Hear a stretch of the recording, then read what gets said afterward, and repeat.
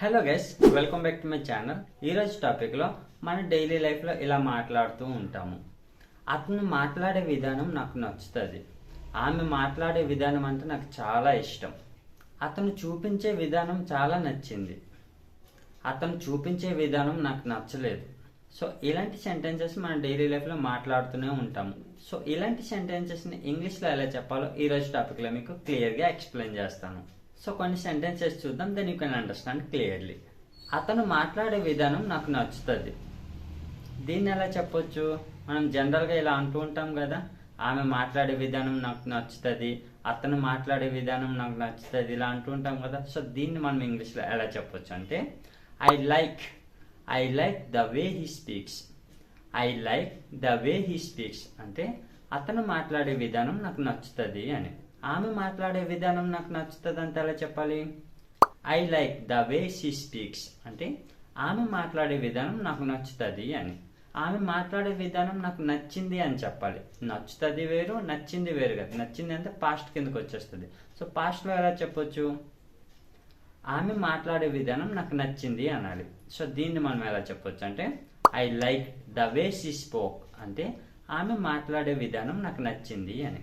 అతను మాట్లాడే విధానం నాకు నచ్చిందంటే ఎలా చెప్పొచ్చు?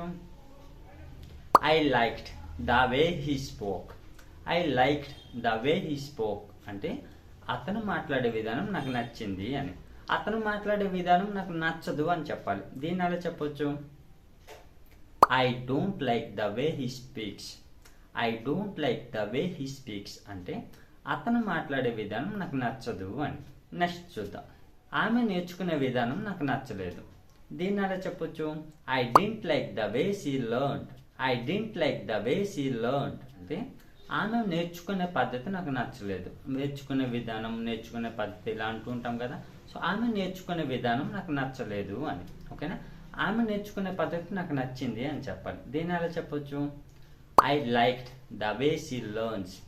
I liked the way she learns అంటే ఆమె నేర్చుకునే విధానం నాకు బాగా నచ్చింది అని. అతను పనిచేసే విధానం నాకు నచ్చదు. దీన్ని ఎలా చెప్పొచ్చు? I don't like the way he does work.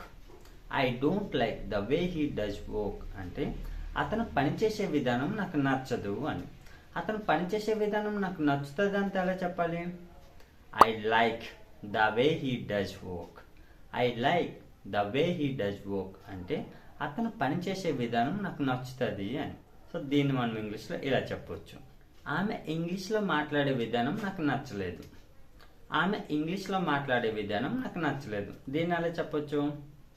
I didn't like the way she spoke in English. I didn't like the way she spoke in English అంటే ఆమె ఇంగ్లీష్లో మాట్లాడే విధానం నాకు నచ్చలేదు అని. ఆమె ఇంగ్లీష్లో మాట్లాడే విధానం నాకు నచ్చింది అని చెప్పాలి. దీన్ని ఎలా చెప్పొచ్చు? I like the way she spoke in English. I like the way she spoke in English అంటే ఆమె ఇంగ్లీష్లో మాట్లాడే విధానం నాకు బాగా నచ్చింది అని. అతను ప్లాన్ గురించి చెప్పే విధానం నాకు నచ్చలేదు. అతను ప్లాన్ గురించి చెప్పే విధానం నాకు నచ్చలేదు. దీన్ని ఎలా చెప్పొచ్చు? I didn't like the way he explain about plan. I didn't like the way he explain about plan. అతను అర్థం చేసుకునే విధానం బాగుంది.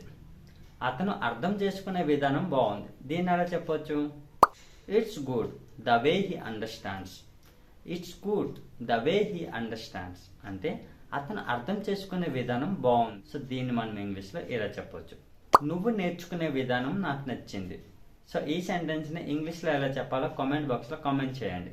So that's all friends. So ఇలాంటి సెంటెన్సెస్ మనం ఇంగ్లీష్లో ఈ రకంగా చెప్పొచ్చు. సో మీకు ఈ టాపిక్ యూస్ఫుల్గా అనిపిస్తే లైక్ చేసి సబ్స్క్రైబ్ చేయండి. Thanks for watching.